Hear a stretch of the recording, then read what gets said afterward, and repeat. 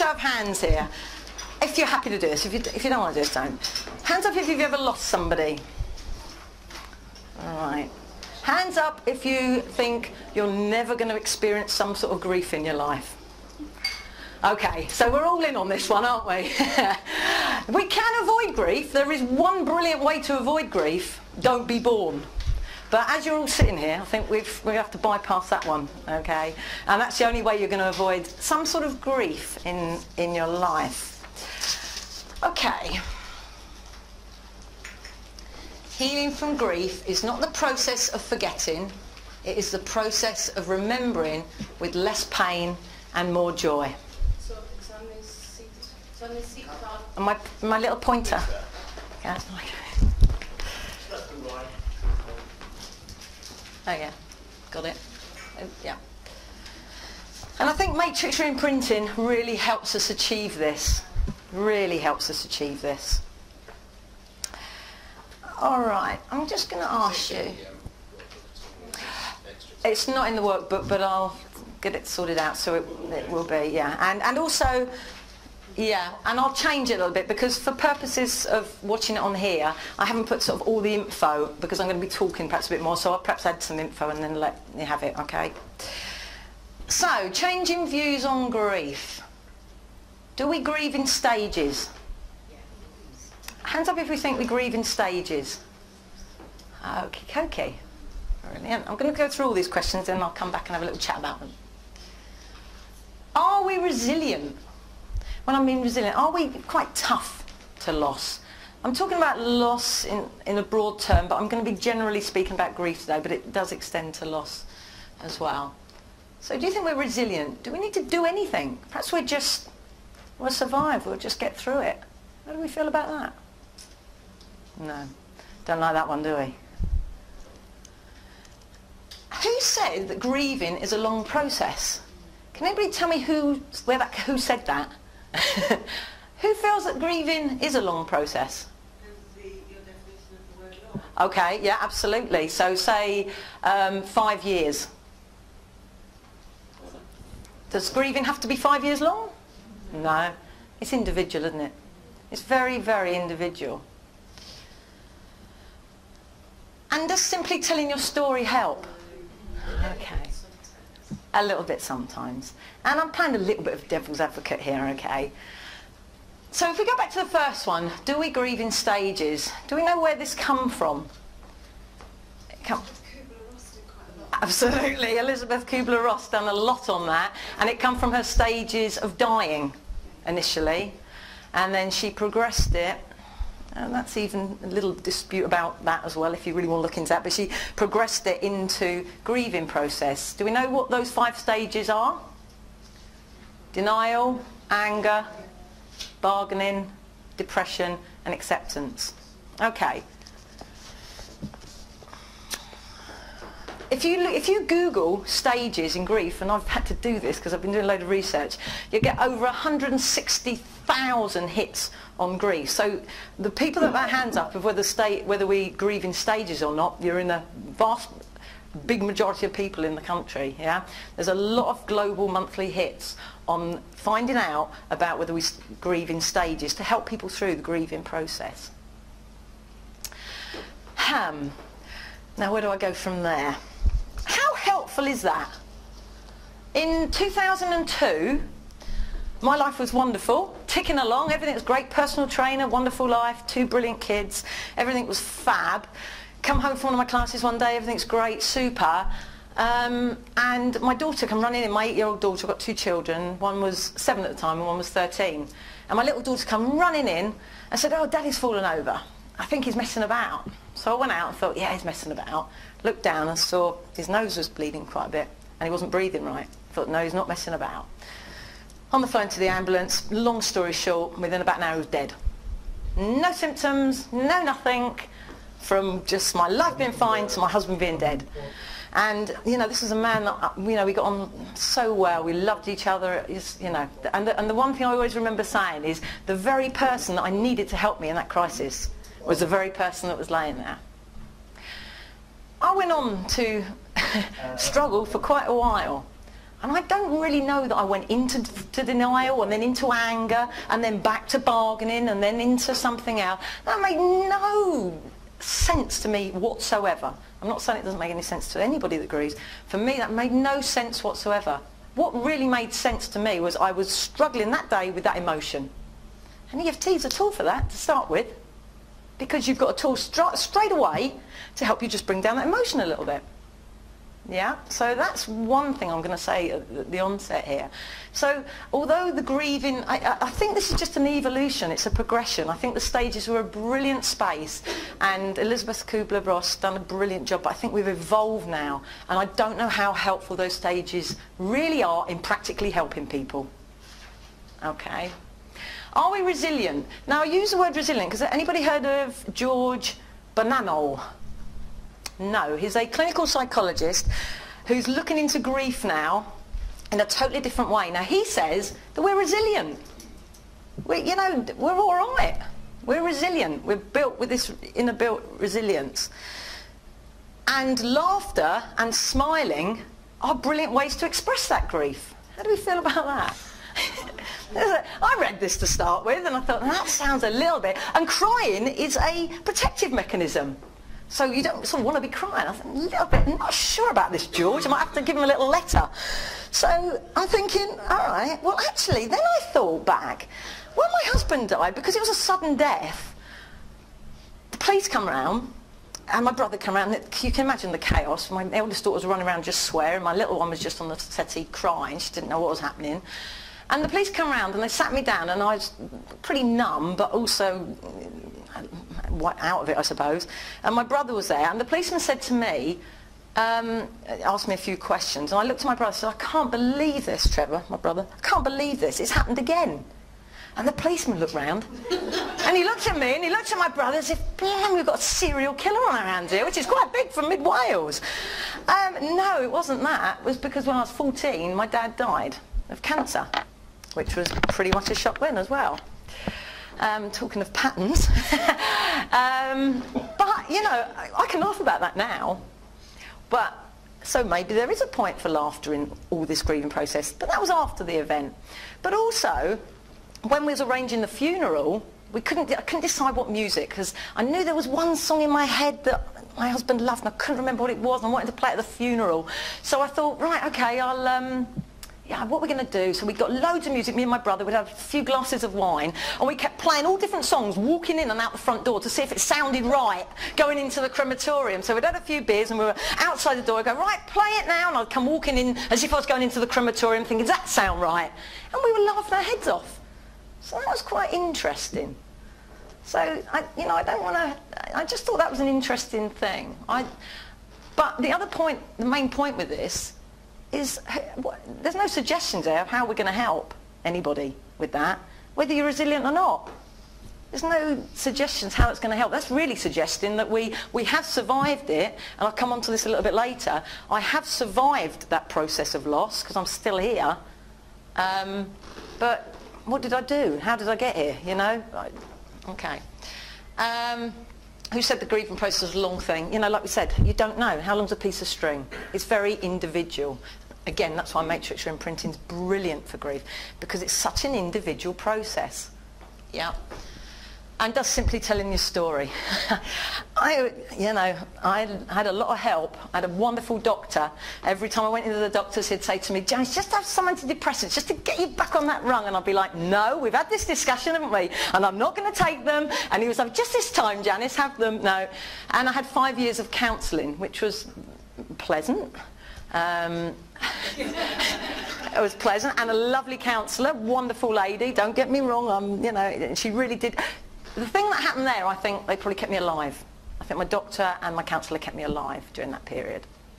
But I did keep just coming out with the same old story and going over and over a lot of times the same process.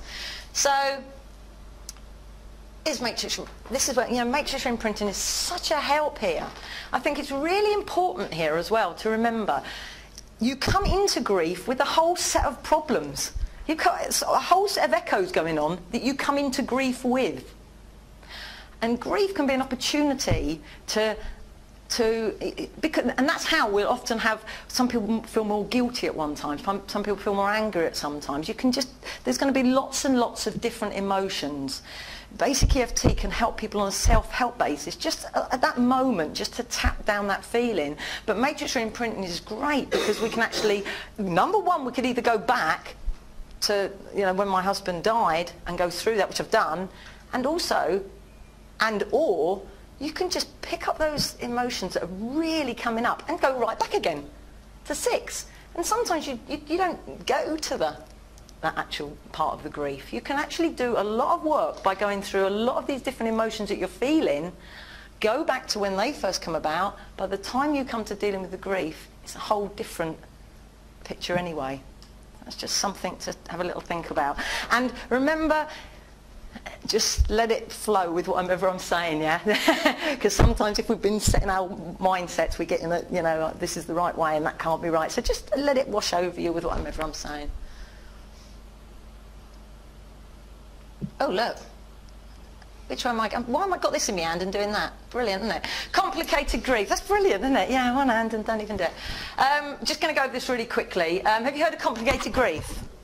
Complicated grief is what would be described as a prolonged grieving process. And by no definition of time, I have to say, from the medical profession, it's viewed as a prolonged period of grieving. But again, there's no time on that.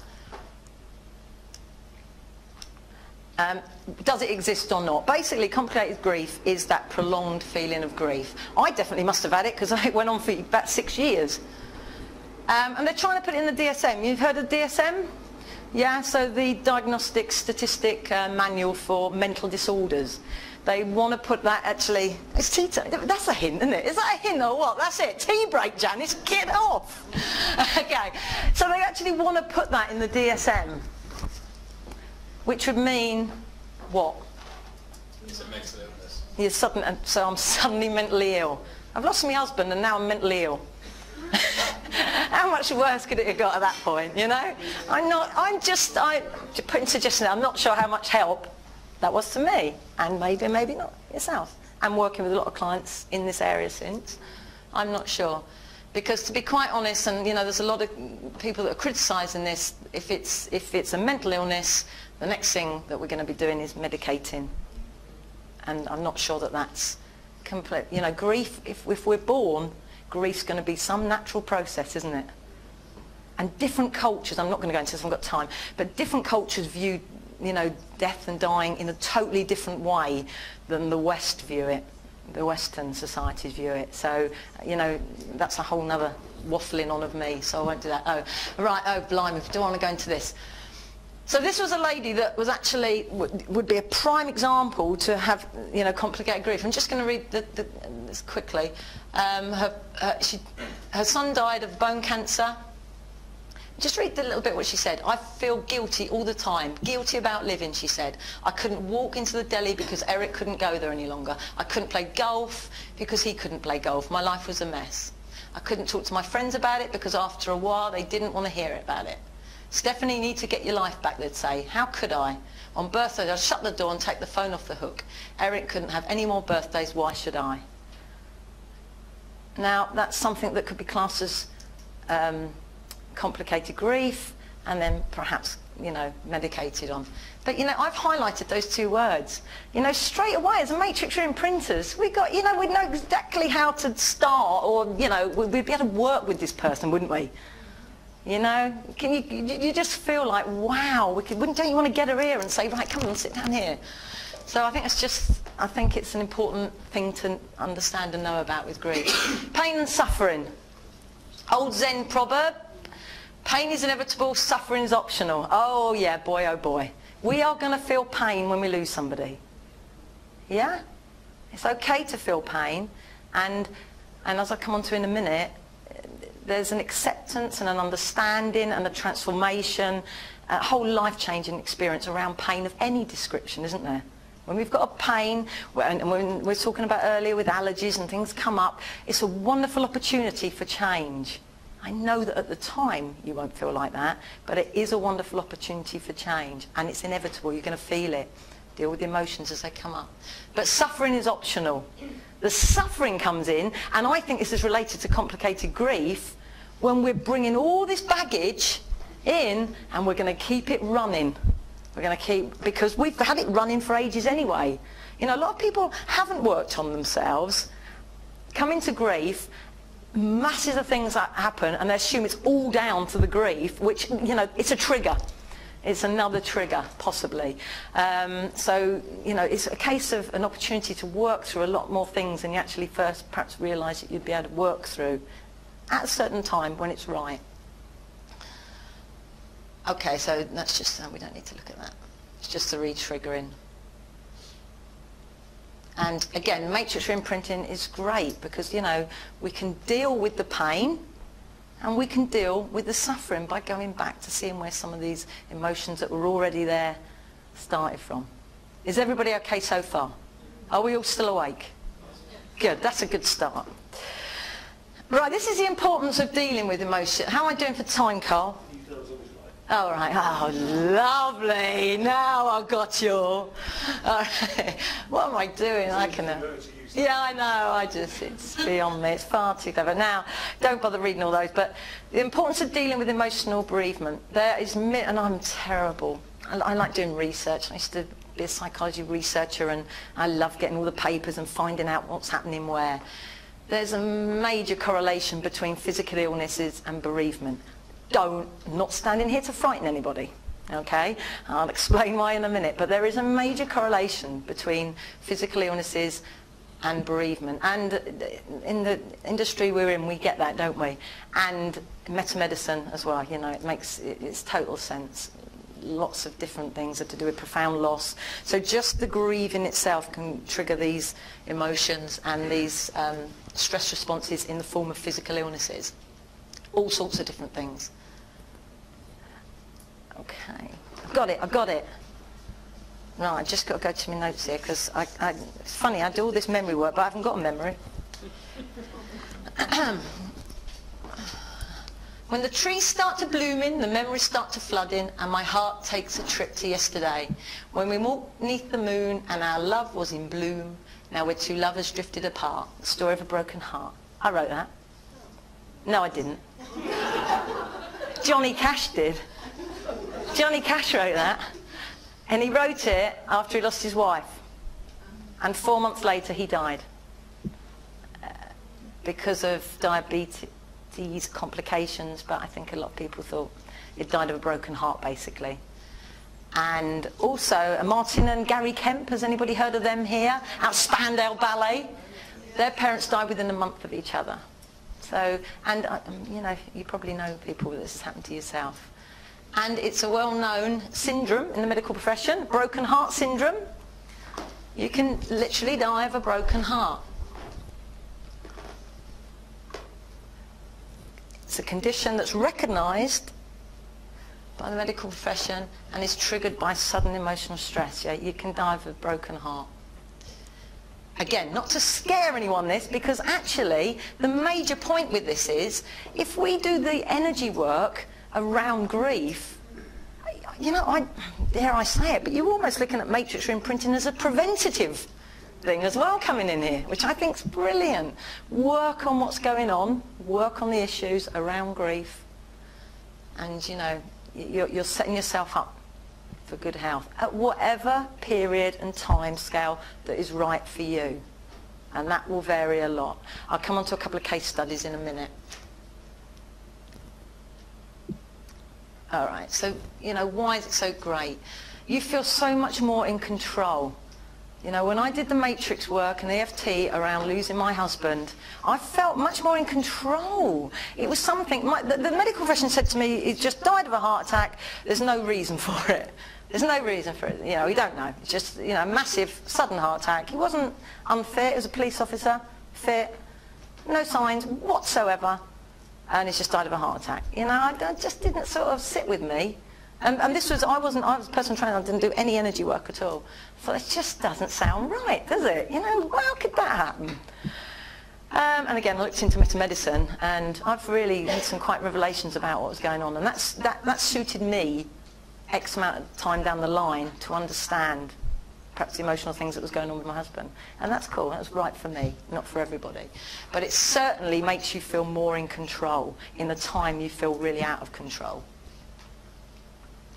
And as I said, the loss of a loved one can be the catalyst for internal transformation.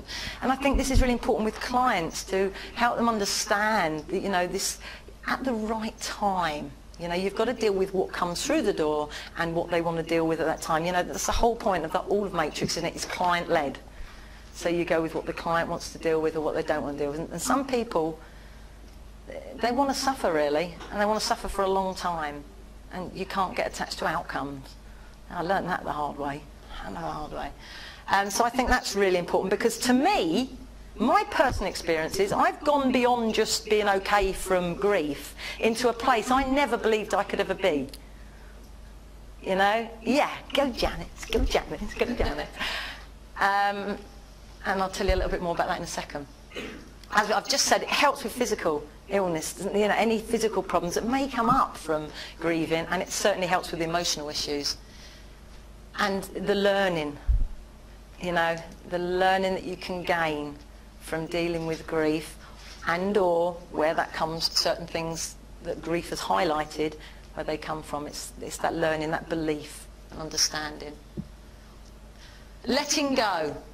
Oh, you know, has anybody worked with clients that lost it? And there's such a big thing about letting go. It's just a massive thing, isn't it, letting go? It's, you know, I share my story with you because I think it's really important for, you know, for that connection, for you to understand that I know where, you know, I've experienced some of this. So this is why I share my story with you. Letting go. I couldn't let go. I'd got everything of my husband. You name it, his, bless him, his smelly pants. I'd got everything. You name it, I'd kept the lot in a big thing, everything. Because because my head told me that if I let that go, I'm going to lose him. That's, you know, I'd already lost him, hadn't I? I don't know. But, you know, my head told me if I let all that go, I'm going to lose him. But do you know what? What you let go of is all that dead pain and weight and emotion. If you let go of all that emotion, all that negative emotion, and deal with that grief, if you let go of all that, you will become closer to the person that you've lost. You know, I feel personally a lot more closeness to my husband now. Well, don't tell him this, but probably more than when he was alive. No, but you know, I know there's a closeness now by letting go of the emotions. You don't let go of the positive stuff. And with matrix imprinting, you end by that positive reinforcement, don't you? So that's what you keep, and you're much more able to tune into the positives. How often, if you've lost someone, or you know somebody that's lost somebody, they can just remember that last terrible bit, and they keep replaying that last terrible bit. I was talking to a lady earlier about a can of worms. I don't know what it is with me. Everyone comes to me and says, oh, I don't want to deal with that. It's like opening up a can of worms. I don't know, everyone keeps saying that to me. I don't know what that's about. And I say to them, you're living with that can of worms every day. You're living with that can of worms every day. So to sit down and spend time working through in the matrix, you can get rid of that can of worms. You know? And sometimes, you know, sometimes it's a long process, and sometimes it's a shorter process, and that's cool because we're individual. We're just going with the client all the time. We're just there to guide and help them through the techniques that we know. They'll get to where they need to be and where they can deal with at that time. So it's a brilliant tool. Connection and social community, massive with grief. And Matrix is just blooming this is brilliant for this, because, oh, I love it. Connection, you're more connected with yourself. You get to know you better by dealing with grief through using Matrix. You get to know you better. You end up, your family understands EFT and what's going on. Everybody can get involved. It's that sense of community there. There's a community with the echo, that echo that was in that shock. You know, that when I first worked with, was just standing there like that. And I remember being in that shock. I think I just sat down for about 2 weeks, and my sister-in-law just kept putting glasses of water in my hand. And that's all I'd do, sit and drink this water. I couldn't talk to anyone, I couldn't do anything. You know, and that's that echo was in that shock. And that then for me to be able to go back from the place I am now to help that younger me was just heavenly. And I'm so glad I could do it. It's empowering. You know, and that echo, it's a totally different space. It's a connection with the echo. The connection and sense of community is massive. I'll just run through a quick couple of case studies. And so I work with a lot of clients now in this area. One lady in her 50s lost her husband and committed suicide. This was over 10 years ago. This is somebody who's been suffering for a long time. This really went back long before that. And it went right back to her father when, you know, she really felt her father just, you're not good enough. You're not good enough. You just, you know, you've got to do better. You know, you've got to do more. You've got to do better. You've got to try harder. It was quite an unfortunate case with the suicide as well, that her partner was actually involved in a court procedure at the time, and she did everything she could to try and help him, but he gave up and he committed suicide. And so she was in that pattern again of feeling, I haven't done all I can, I haven't, you know, looked after myself, I haven't been able to do the best I can to help my husband. She was coming to me because she had massive dizzy spells. She was just constantly having massive dizzy spells. And it took quite a few sessions. We worked through the different memories, the different, you know, stages of grief and things that went back to her childhood.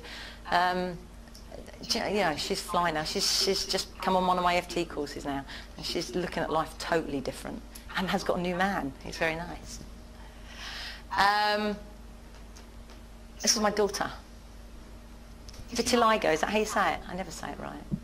She got massive blotches of discoloration on her stomach after her dad died. Massive blotches, and in medicine that's to do with profound loss. You know, how obvious is it? So we worked on that, and hers has absolutely cleared up completely. I know that some people's it just will, you know, become a lot better, a lot faded, blended in more, but hers has literally gone completely. You know, and that was a few sessions. You know, there's no time limit, is there? We work with the client. And I've got a lovely client that come to me in her late 50s, and when she was 7, her little brother died, and her mum said, it was your fault. You were supposed to be looking after him. She wasn't even with him. She wasn't even out with him. But he was running around. She'd got about 6 or 7 siblings, and she just blamed. It was your fault. This woman come to me. It makes me go goosey thinking back now. All we could do when I first started was just tap a little bit. She said, I can't open that box. I can't open that box. I'm not going there. So I said, that's fine. We just tap a little bit. I did a few sessions, literally just tapping how she was feeling. And that was social community. That was working with her, so she felt. And you know, and I think it was about the 4th session, actually, we went right in. She said, I want to go and talk to that little me. We talked to that matrix. She said, I want to go and she said, so we went there. And you know, it was a lovely experience. It was a really wonderful experience. And what was really funny about that was she come back to me about the next session, whenever that was, and she said, I saw my mum today, because she looks after her mum now, she's an elderly lady. She said, I saw my mum today. She said, and I sat next to her, and my mum just put her arm on my hand today. She said, she's never done that. You know, she'd worked through this whole scene and around it about losing her baby brother and her mum blaming her. And when she went to visit her mum actually put her hand on her arm. She didn't do it, and I just think that's what's lovely. The energy just changes completely, doesn't it? So they're just a couple of case studies that I wanted to show you. And that's it, really, I think. I could go on forever, but I think that's I just wanted to give you a little brief overview of how, you know, Matrix is just a wonderful tool for dealing with grief. A wonderful, wonderful tool, you know. So use it. Okay, thank you. That's it.